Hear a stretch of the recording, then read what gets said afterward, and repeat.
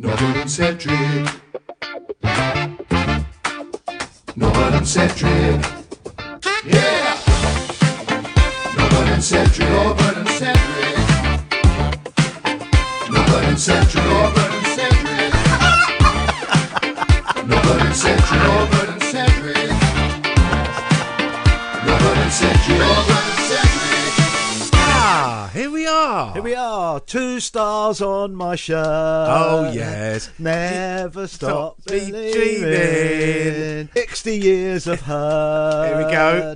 Never stop believing.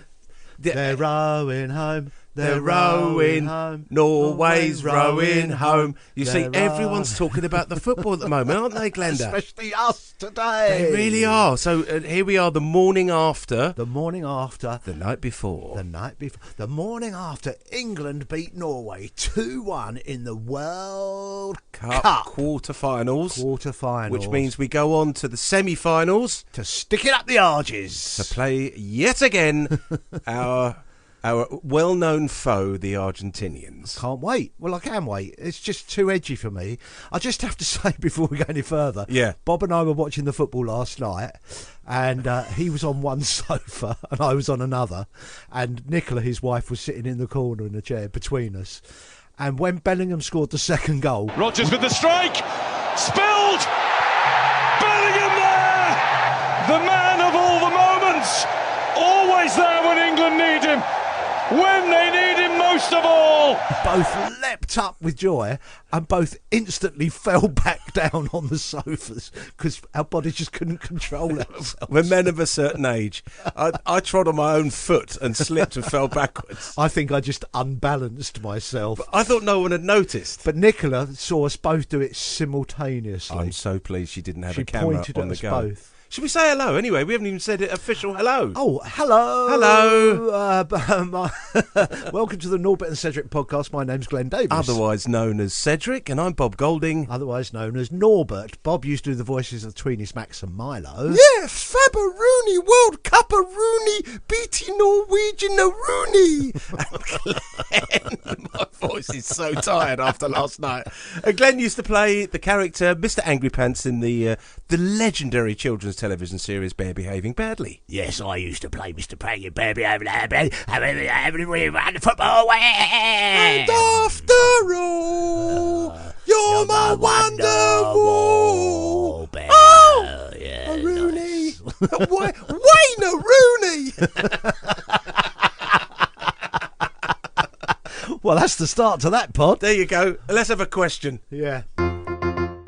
Ask Norbert and Cedric a question. Okay, I have a question. Yeah. Ooh, exciting, huh? Ooh. Huh? Not really.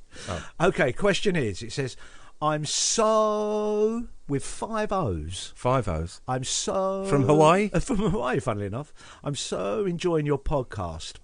My question is, I'm doing a wing walk for charity. Ah, what? Would you do one, or would you do another extreme activity? And that's thank you from Terry with an I, so I'm assuming that's a lady Terry. Lady Terry. From Southampton. Oh, right.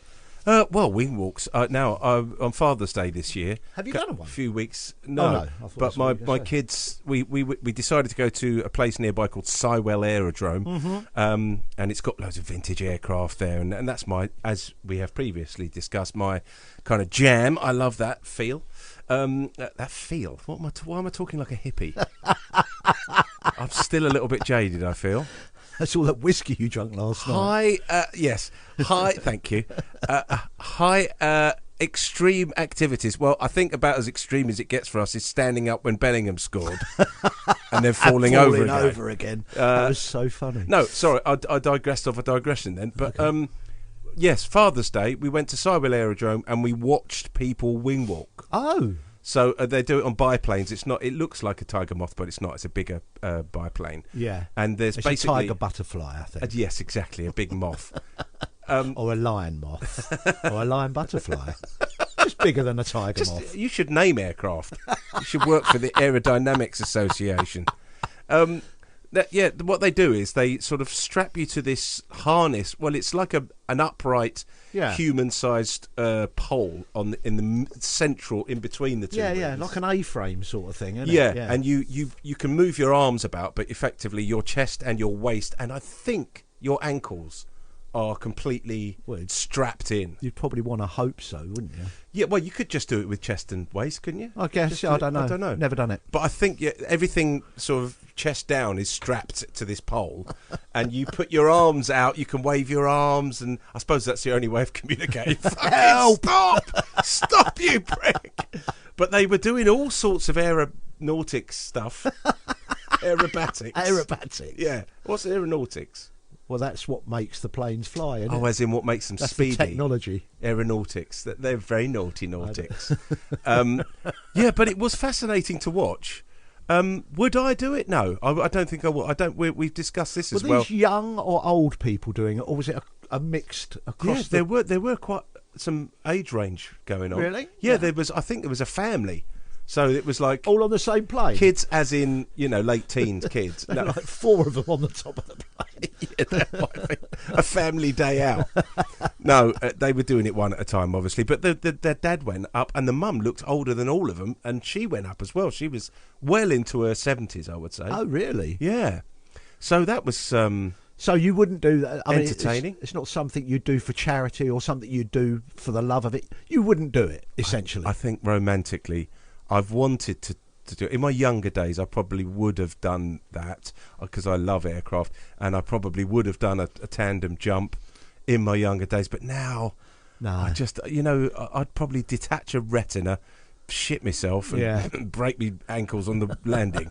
Now I'm very if it's sensitive. any consolation, and it won't be, I would never do anything like that. You wouldn't do anything. You wouldn't go on a roller coaster. I know exactly. That's my point. No, we don't even get in an aeroplane.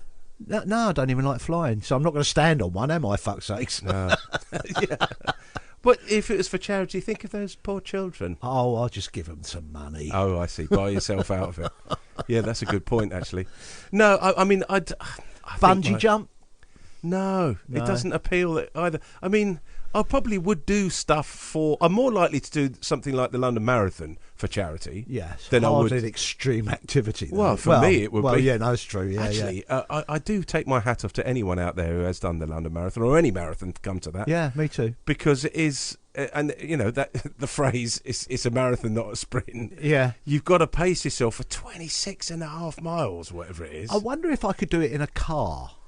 Well, Jimmy Savile did, didn't he? Did he? We used to cheat it. He did like 12 or something. Oh, apparently he was witness getting into a bus or a car or something. Taxi. Like his own bus. Yeah. That would take him 10 miles down the road. Not the number 73 down Oxford Street. That'd be a bit obvious. Now, look, me, you say, do not say anything to anyone, please. Yes, please. Oh, God. It's been a while since I've done a Jimmy Savile impression. Yeah, probably. And for all the right reasons. We should probably leave that well alone. No, I think a marathon, though, I would do. But marathon, I'd probably do it if somebody pushed me in a bath chair or something like that, Well, that's not doing anything. It's sitting down. Exactly. You'd sit down for charity, would you? That's very noble of you. Give him an MB fucking E. What did he do? He was pushed for 26 miles. Basically, I've just described your career. You pushed for 26.5 miles. 26.5 years. Oh, Terry, you've stirred up a hornet's nest here. No, I think I like to think that I would like to do it. My wife would do it in a heartbeat. Nikki yeah, I'd like to think I would do it, but I know for sure I absolutely wouldn't. Wing walking, particularly, bungee jumping, definitely not. What about going in a helicopter? Would you do that? What? Just going in a helicopter? Just flying in a helicopter. Oh, it took off. You mean? Yeah, you get in, you strap yourself in, and off you go on a ride. I'd probably do that. Yeah. I probably could do that. See, now that is a strange thing, isn't it? My brother used to work on helicopters in the Navy. Did he really? Yeah. The Chinooks, were there? Was it the Chinooks? Don't know. Yeah. Helicopters. Helicopters. Yeah. Yeah. Fleet Air Army was. I've been on a few. And Kim, if you're listening to this and none of that's true, just keep it to yourself. Yeah, no, it's all right. We just fill in the blanks. That's all we do. That's what this podcast should be called. Filling in the blanks. I've done several helicopter flights in my time, and not for charity, just for fun, really. Yeah. One of the most enjoyable ones, I think, was a mate's 40th, I think, or maybe it's his 50th actually. I paid for us both to go up in a helicopter. Oh, was this the Spitfire thing? Yeah, and fly alongside a Mark 14, I think it was, Spitfire, along the White Cliffs of Dover. I mean, it was pretty evocative. Doesn't get any better than that, does it? And you go over what's it called? Capel Capelberry.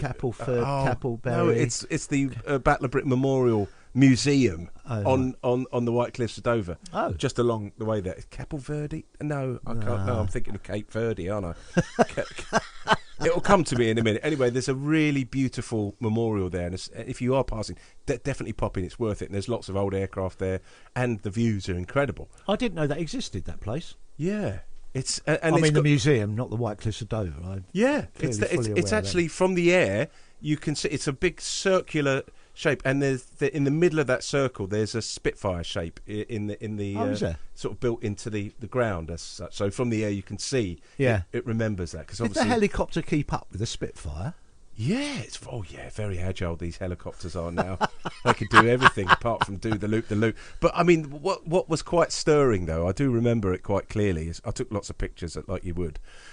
Was you can't see anything around you, just sky, and you're like, oh, that's weird. And then the pilot went, and if you just like to look out on your left hand side now, you'll see the Spitfire approaching. And out of nowhere, this really foreboding aircraft comes at you.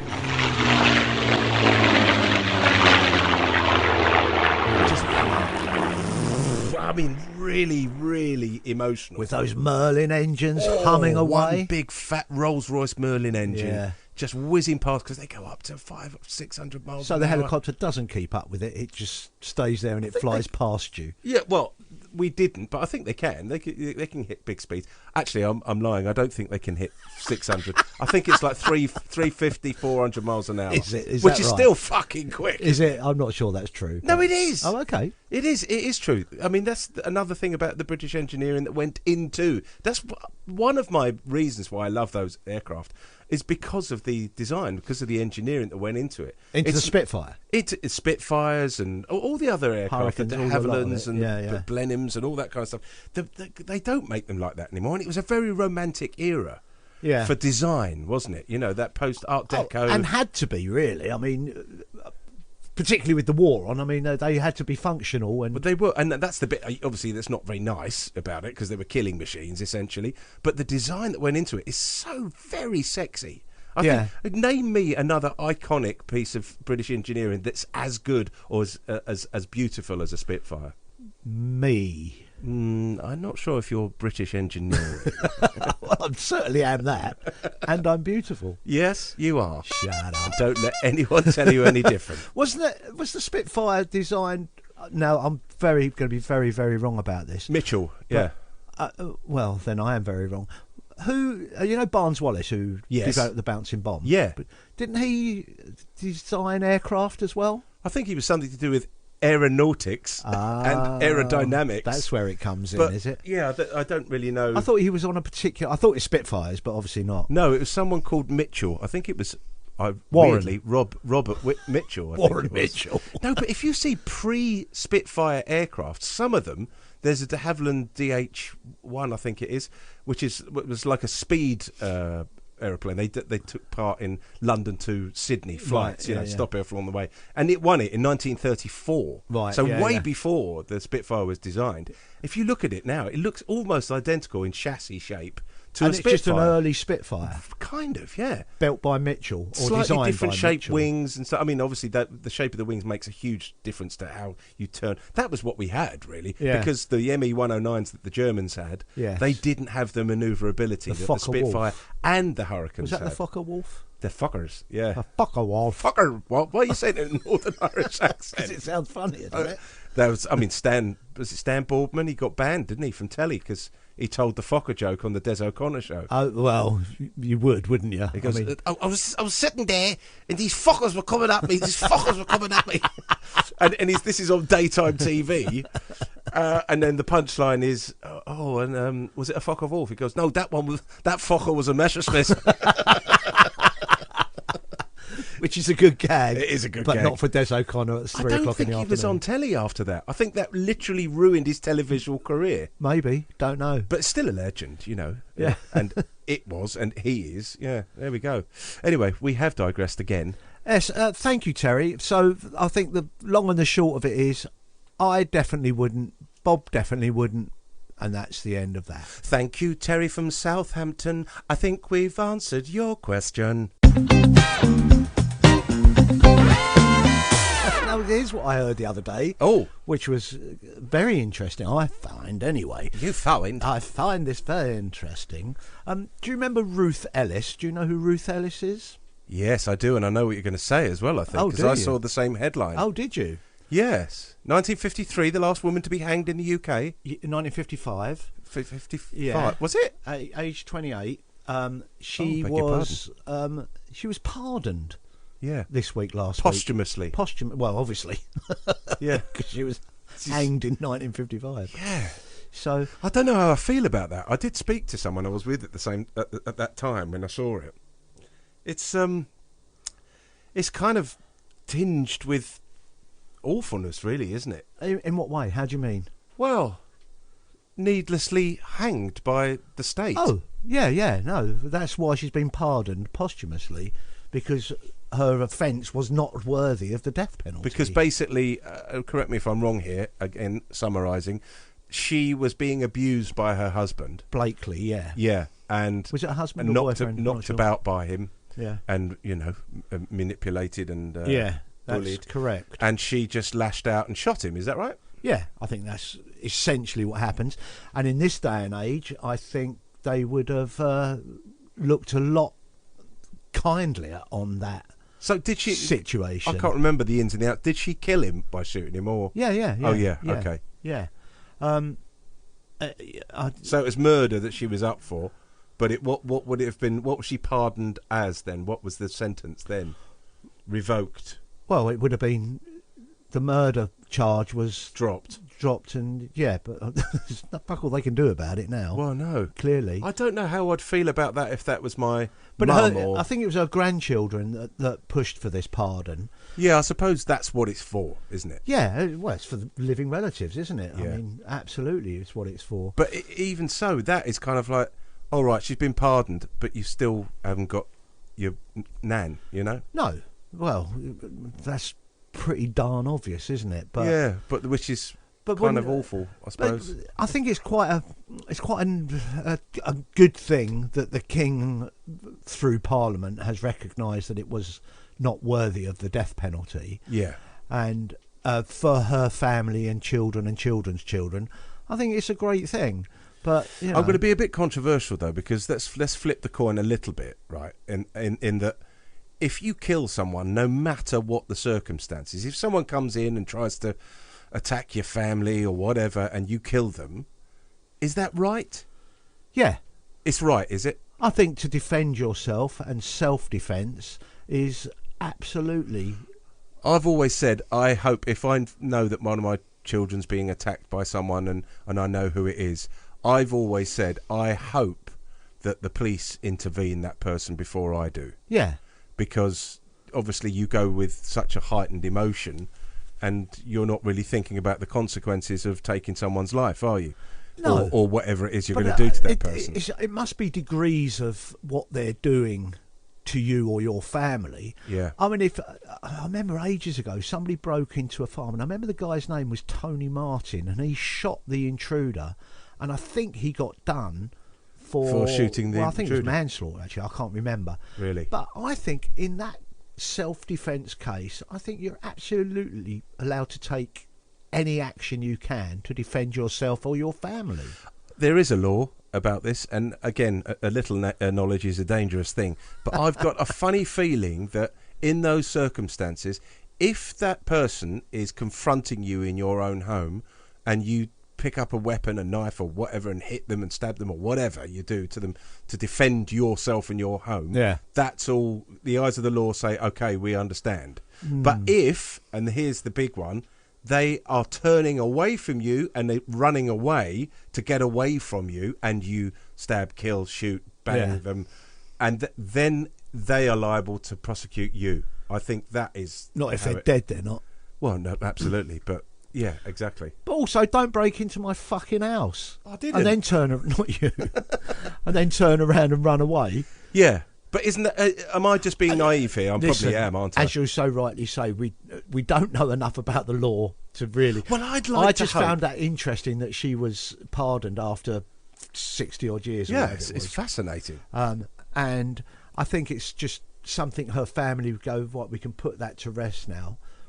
We Well, of were course- never getting her back, were we? No, but it's a sign of the times in as much as in the 50s there wasn't the support, knowledge, backup, law No. that protected people that were abused within relationships in there their were own home. There also wasn't the science or the No, true. They couldn't maybe decide how that had gone down, what had happened. Yeah, but it was mid-patriarchal society, wasn't it? As in, Yeah. if a woman went to the police and said, "Look, I'm a bit Oh, worried yeah. that my husband's going to do something horrible to me because he's as a bully," Yeah. they would go, "Yes, madam, off you go. We've written that down. Off you go home now. You'll be fine." Yeah, no, exactly. That was more likely to happen then. Now there's steps that they have to take, aren't there? Yeah, Thankfully, and quite rightly so. yeah. Yeah. And also, it's probably worth saying it's not just the women that are being abused in relationships, also men too. I've been a victim in a pretty tumultuous and violent relationship with I don't know if I should be saying this on air, but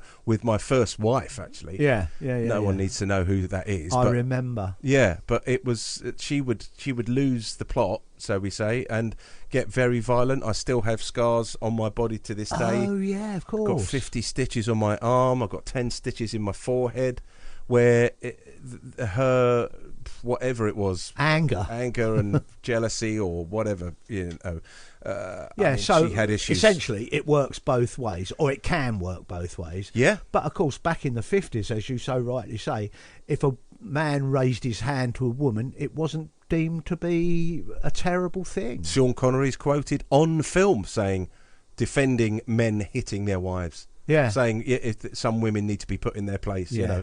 Unbelievable. It And is that's unbelievable. in our lifetime. I like to think we've taken big steps into. Well, I think this just addressing. proves that we have taken big steps forward, and and the fact that she has been pardoned sort of speaks volumes, really. But ironically, I think the other way round now is you're less likely to get assistance. If a man went into the police and said, "My wife's Oh yeah, abusing me," I don't think the Yeah. support is necessarily as strong as it would be the other way round. I think you might be right. I mean, I don't know, No. but that sounds like it might be a I'm thing. really yeah. being devil's avocado here. You are, In that, implying that I'm sure that kind of stuff does happen, and people get, there's that whole thing about men's rights seeing their children after divorce and all that kind of stuff that they're still campaigning for and against. But then it's horses for courses, isn't it? I think it's Yeah. unfair. It's a bit like complaining about the World Cup. I mean, one of the things about today's podcast is that They're rowing home. yes, they're rowing home. They're rowing, Norway's rowing home. Yeah,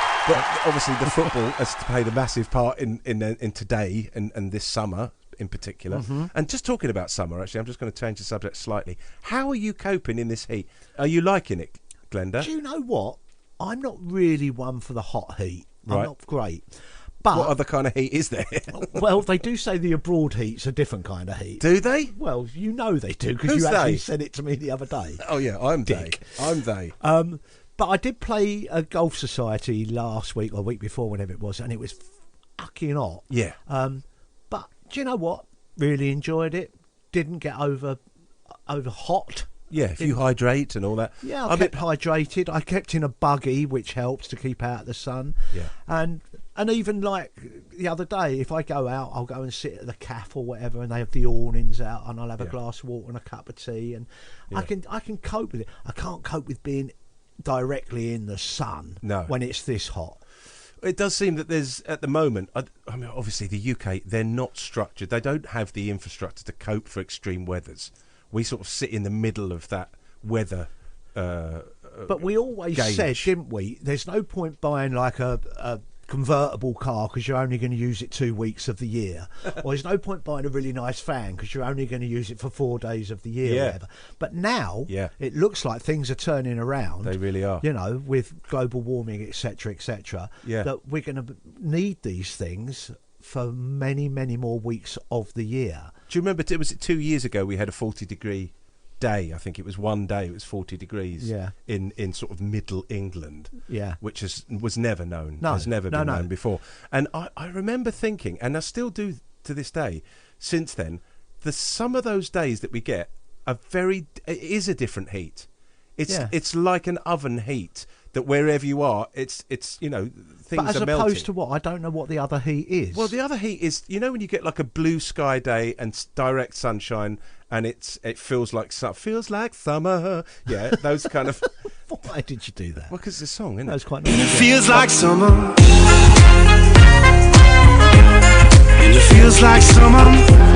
That feels. Is that because you're by the sea or you're on the No, coast? I think it's more. There's something more ozony or damaging. And do you mean that heat abroad is different to over here? No, Or do we have that I lived same in heat Greece here? for 2 years, and I was fine in the heat over there, and that was easily 30 degrees plus. That's what I'm saying. Is it Yeah, a different kind of heat? But it is different. It's been hitting differently here, and what I'm saying is it can be that hot, but on a cloudy or a white sky day. Yeah. Really, really, really hot. Yeah, In fact, yeah. that 40-degree day 2 years ago was that. Yeah. There was no blue sky at all. No. Everything was white in the Hazy, sky, but it was an hazy. intense heat, and you think Yeah. that is a I've never known that. And I can cast my mind back. I'm sure you can to 1976. Well, I was just about to say, they say, it's never been as hot as 1976. It Yeah. fucking is now. It is hotter. It is way now. hotter. Yeah. I think it was 29 or something, wasn't it? I can't remember, but I know it was hot. I remember burning the soles of my feet on the pathway in my back garden. I was only 6, obviously, but Yeah.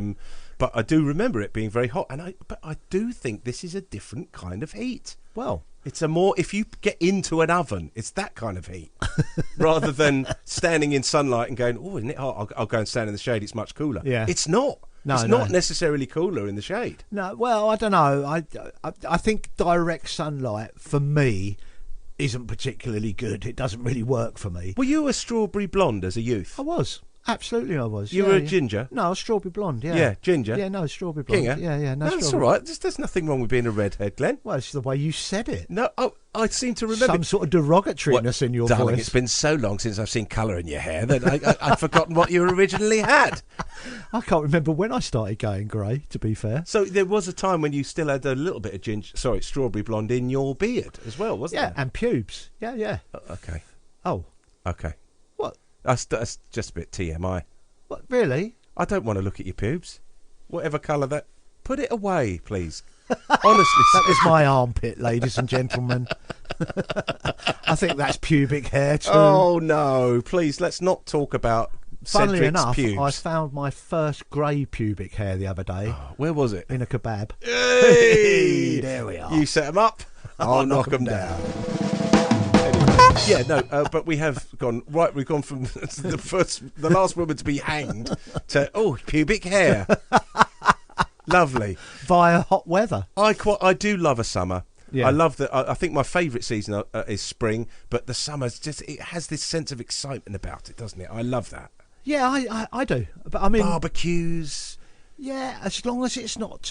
But yesterday, when we rocked up when I came here before the football kicked off, and we were sitting in your conservatoire. Yeah, And it the was, summer room. It was horribly hot. I mean, horribly hot. yeah. Uncomfortably so that I had to sort of go and sit in another cooler room. A couple of mornings ago, I put 2 pictures up, like 2 tacks in the wall, and hung them. And I came downstairs like I'd run a marathon. Sweaty Betty. Absolutely drenched. It's like someone had thrown 3 buckets of water over me. Yeah. And Nicky was like, "You're right." I went, "No, I'm not actually. This is weird." So to combat that, I've been having 5 or 6 showers a day. And when I say shower, I just mean getting under the shower for 20 seconds. Yeah. Oh, that was so lovely yesterday. And then when you get, all right, probably maybe explain it. oh no, well, I had a shower on my own. When you had a shower on your own, when you got out and you got dressed, Yes. I saw you, and you said, "Oh, that was lovely." Yes, yeah. good, thank What you. would you think it meant? Well, it could have meant all sorts of things, couldn't it? No. Getting out the shower in your James Bond-like physique. James Bolam, more like. Whatever happened to him? Whatever happened to him? Do you remember? when we saw him on the boat on the river. No, that was Rodney Bewes. Yeah, that's what I was going to say. Oh, yeah, not yeah. James Bowler. I No. always, just between you and me and no one else. You preferred James I prefer Bowler. James Bowler. Yeah. I thought he was a much more well-rounded actor. I worked with him. actually. Oh, I know what on as well. Oh, do you? Second Thoughts. Yes. And I know the story. Do you? Can I tell it? Yeah. Or maybe you should. Yeah. Weren't you playing the bellboy in a hotel? I was. They went to a hotel for a weekend retreat, Yes. and I was indeed the bellboy. And you had to carry the bags up, and in fact, your one scene, I think you only had one scene, didn't you? I think so. I can't remember. Maybe you had two. You had to knock on the door, and then in you went with the bags, and you had white gloves on, Yeah. and you had to say, "There you are, sir, thank you," and you wait for a tip, and he goes, "Well, sling your rook" or something, and Yeah. you got a laugh, Whatever and that it was was, it. yeah, you left. yeah. Now, because I remember I was quite nervous for you as well, because it was a live studio audience. I think it was my first live studio. It was, and this is we often talk about this, and I don't think we've talked about this on any of the pods before. But your way of dealing with pre-show nerves. Yes. Now, do you want to tell them? Well, I just throw up essentially. But you make yourself vomit. No, don't you? I don't really. I don't. It's just a nervous reaction. It doesn't happen so much now. Theatre, it happens more. Yeah. But with TV, I think I'm used to the whole idea. But this was very early on when I was a lot younger. This was late 80s, early 90s, wasn't it? And Probably I was early like 90s. a bit later than that, I think. Oh, mid 90s. But, Yeah. Okay. I always used to get really. I remember doing once. I did a commercial, and it was Mel Smith directing it. Oh yeah. The wonderful Mel Smith, and Yeah. he was very complimentary to me. And I can't remember what he was. I was in a fruit and veg stall or something. I can't remember what the commercial was for, and it's always right. Stand by, and I'll go and like dry gagging. Sometimes it becomes wet. Oh no. Which is where the story you're about to tell people, I'm sure. Well, as in, you had these white gloves on as a bellboy, but seconds before you went on and you heard your cue line, you vomited into your hand your white glove, yes, and then removed the glove, and then just in time to go, your bag, sir. And the take they used is you with no white gloves. I don't know if that's entirely true. We'll have to look back on that. Well, it's got a full circle moment. But Now, I think I did actually throw up into the glove. yeah. But whether it was enough for me to still wear it or not, I don't know. I can't remember. I'd have to watch the show to see if I've got gloves on. Well, the full circle bit, of course, is that many, many years later, when I was working on Tweenies, one of our resident directors was Robin Carr, who directed that episode of Second Thoughts at LWT that you vomited into your glove. Yes. And, of course, he, as director, wouldn't have noticed that you weren't wearing the gloves. No, I'm not sure. Like I say, I'm not sure that happened. But that is true. Yeah, that has come full circle. How funny. Yeah. Vomiting into a glove. And I remember I did a similar thing doing a show that we did what was it called? Classic Farce. Yes. We were in a theatre company together in 1988. This isn't a similar thing, is it? Well, apart from the white glove scenario. I played the old retainer in this piece. It was quite an ingenious piece. It was no dialogue in it at all, but it was all set. It's a classical music. It's called a classic farce, but it was like a Ray Cooney farce with classical music. Yeah. It was quite a challenging project, I thought. It was. Very physical. And to be fair, I've seen it because it was recorded by someone, and I've seen it in recent years, and it ain't that great. Oh, really? Because to us, it was all our entire world. Oh, yeah. I think at the time it was really ingenious, and you know. Yeah. And so I great. played this old retainer, didn't I? Which was, and I had a full mask on, an old man mask, and a stooped back, and these white gloves, and the opening of the play, it's me popping up from behind the bar, the cellar. We had the old visual joke, didn't we? Climbing up through the steps. Because it was set in a hotel, and there was a bar, and then you sort of come up on a lift or on the stairs or however it was. Yeah. Exactly, yeah. But I got caught short before the show, and this was at Battersea Arts Centre on December the 23rd, 1989. Yes, it was. I remember it so clearly. And so I needed to go to the loo for a number twosies. And I did, and it was it's sort of just to the left of the stage, and there was no bloody bog roll. And I heard the cue music start for me to, it's supposed to appear in the next 20 seconds. No toilet roll, and I thought, oh God, so I had white gloves. They served the purpose. And then it popped up, and then you're the next one on stage. I remember you coming off stage going, well, you didn't have your fucking gloves on. I went, there's a very good reason for that. And that's puking and vomiting into white gloves. Thank you. This is quite nice, weird. This I is don't know. quite nice. All weird. I've been in communication with my brothers and sister because Brett's coming over from Australia and we're going to Yes. play some golf together, etc. So you're one of 4 children. One you're of the 4. youngest. Yes, I'm the youngest. Sister, 2 brothers, and me.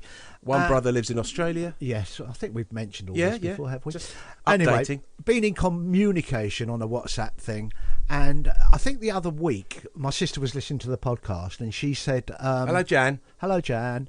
She said, "I said something about I thought I'd watched the World Cup in '66, but I think it was a false memory or Oh, yeah. something. Yeah. Wasn't sure. Anyway, Jan's put. She said, I've been listening to the podcast. She said in 1966, we'd not long moved to Standon, and Mum, Dad, Kim, Brett, you, and me. That's the whole family. Yeah. Were sat in the lounge watching England win the World Cup.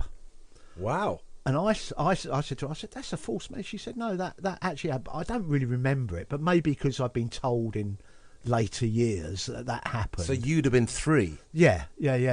So, And they say around the earliest well, I memories. suppose around it is about- possibly a memory, but she's convinced that we all sat there and watched. I thought there was neighbours and relatives there as well, but I don't know how true That that could is. be true, yeah. She might, Jan might be able to confirm or deny that. I don't know. On an old wind-up black and white set in the corner of the room. Yeah, exactly. No bigger than a wallet.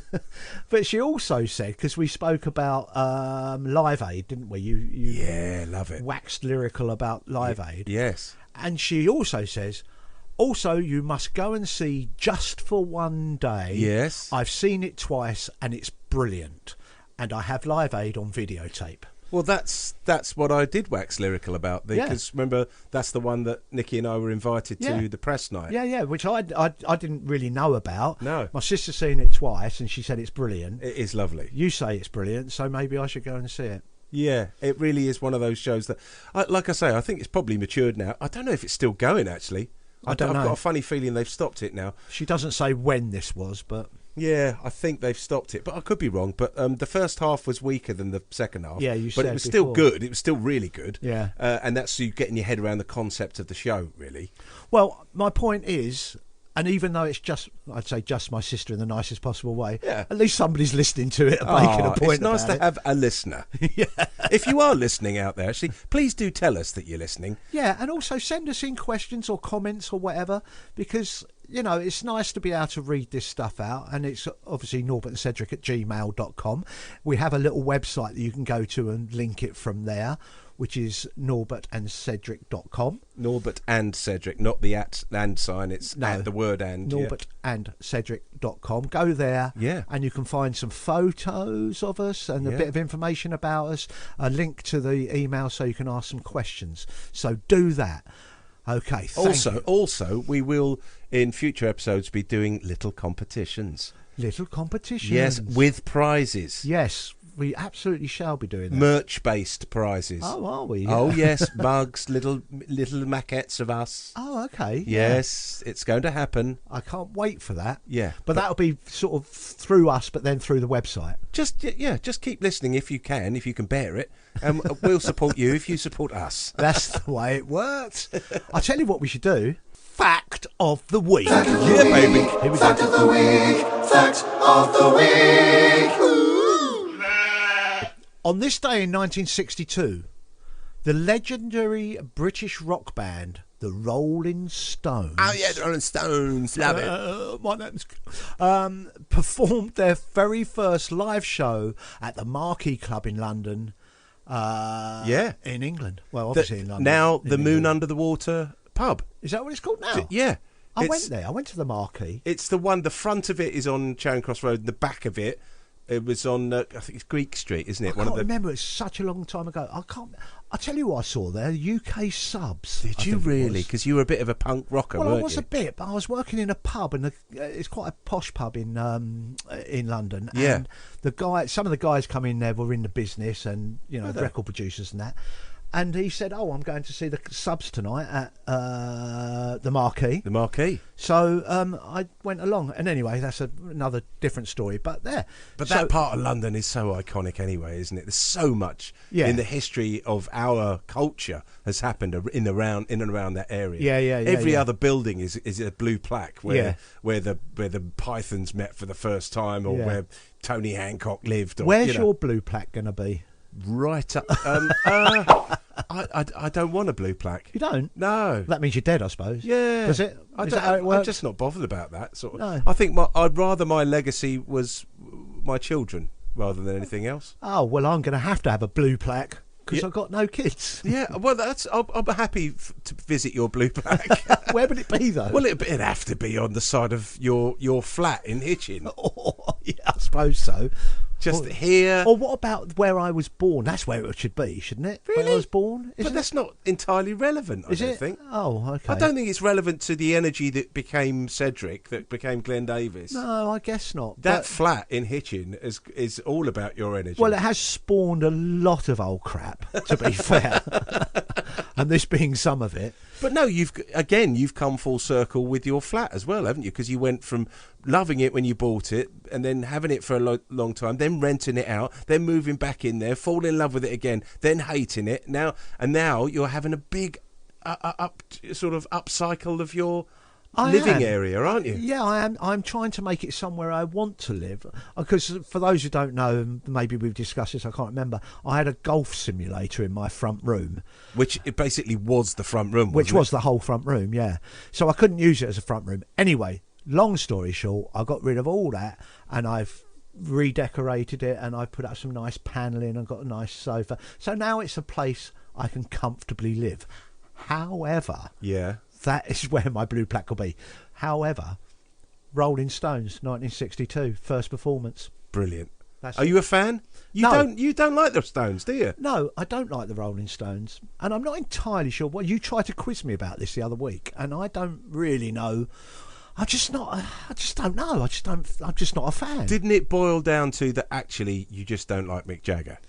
Well, that did come out of it, but then why don't I like Mick Jagger? He's never done anything to me. I don't know. Well, I think that was one of my questions. Yeah, but but Because then I said, "Do you like the Kinks?" And you said, "I love the Kinks." yeah, but that's not. I don't. No, but think, it's the I don't same- put them in the same vein, though. What, you wouldn't put them in the same genre of music?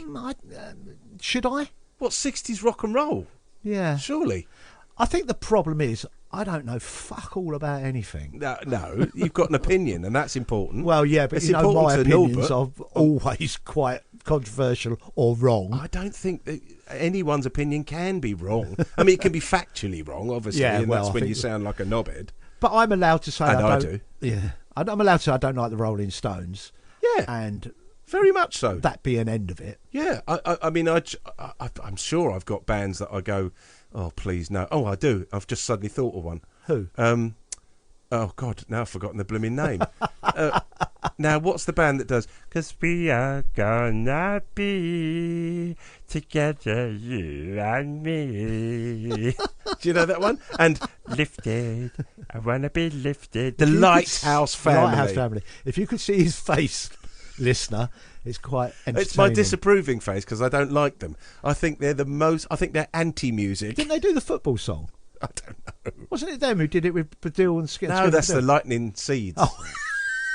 Not I the knew Lighthouse there was- Family. It's I all knew- weather. I knew there was a light in there somewhere. No, although it's still music, and I can understand that some people would like it, of course. But preference-wise, you can keep the Lighthouse Family. Yeah, and the Rolling Stones. But no, for me, when Rolling Stones did Glastonbury, what was it, 10 years ago or something? Maybe less than that. They absolutely rocked it. Yeah, but for people who like them, I wouldn't be there. I don't want to stand in a wet, soggy field watching music anyway. But Well, these days it's rarely wet and soggy. well, that's true enough, I suppose. But with thousands of people, But you can't drinking deny- warm fucking beer. No, thank you. that's what it boils down to. No, but you can't deny that the Rolling Stones have stood the test of time, and therefore one of the most successful, if not the most successful rock and roll band Oh, yeah. in the history of music culture. I'm not making any friends here by saying I don't like the Rolling Stones, because obviously millions of people do. I'm just intrigued as to what you don't like about them, because I just don't like their music. Oh, that's so weird, Isn't it, though? It is because weird. largely, and certainly in their early days, it wasn't their music. It was the black influence on the white. Well, didn't the Beatles music write industry some of their songs for them? I think there was some song swapping, wasn't there? Yeah. But and also listen to the way that Mick Jagger sings. He sings it with an American kind of drawl to his voice. I can't get no.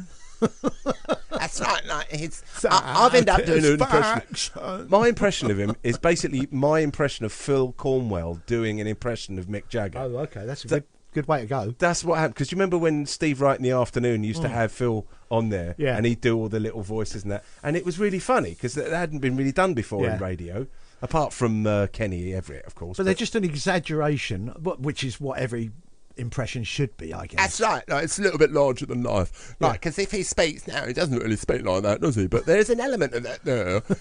You know, sort of starting up there and then going and up down there. You know, it's sort of weird, really, isn't it? I don't know why I'm getting into the impressions world. That's not my bag at all. But I don't know. It suits you. Can you do any impressions? I've asked you this before, but and then we shut that down pretty darn quick. What? Because you can't. Yeah, you must have one in you. I've got hundreds in me. What? But I'm not going to spoil the reader Well, that's what with my fucking work. Here. It's an audio podcast. Do an audio impression. No one's going. You don't half look like Ricky Gervais when you do. I don't look like anything like Ricky Gervais. No, I'm saying it's like, what's the point of doing something that you look like someone? You got to do an impression of someone vocally, right? Oh, have you? Is that how it works on a podcast? Yeah, so do one. I can't. Come on, I dance, can't monkey, think of anyone dance. that can't- Oh, that's good. That was James Brown there. You missed that.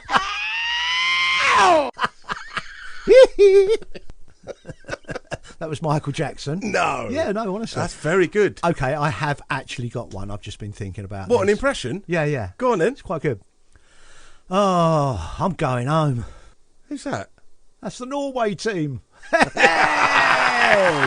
off. No rhyme or no reason, Cedric's poems will be pleasing.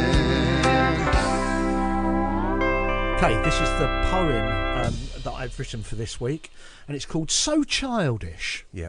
And it's quite a short one, and it goes like this. If adding up and shuffling data is what you do, Mr. Calculator, you should also mention that it includes 58008, which is inverted boobs. It's good, isn't it? Or is it terrible? Oh no, I wanted a second verse. No, that's all you get. Oh, I couldn't think boobs. of anything else we did with calculators. What better than to end on boobs? I like to finish on boobs. Oh, no. We've lowered the bar again. Of course we have. And on that note, I think we should probably say farewell. Thank you for listening to the Norbert and Cedric podcast. Yes, don't forget to contact us on norbertandcedric@gmail.com. Bob, it's been lovely talking to you again. Ah, shut your face. Fuck off. Norbert